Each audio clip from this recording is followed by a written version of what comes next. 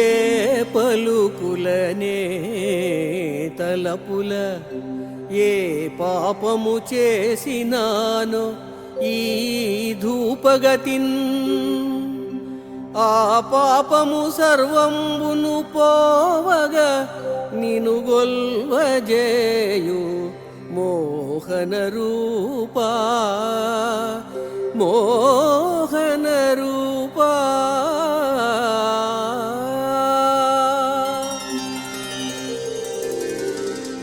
మైమరపించే మానుష రూప వెంకటేశ్వర, నేను నా మాటల ద్వారా ఎవరినైనా బాధ పెట్టానేమో, నా మనస్సులోనైనా అనుకున్నానేమో.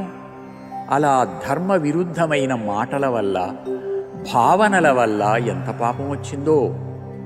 నల్లని ఈ అగరువత్తి కాలిపోతూ ఇక మిగలనట్లుగా నల్లని నా పాపమంతా నిశ్శేషంగా భస్మమైపోని అని ఈ ధూపాన్ని నీకు సమర్పిస్తున్నాను స్వామి.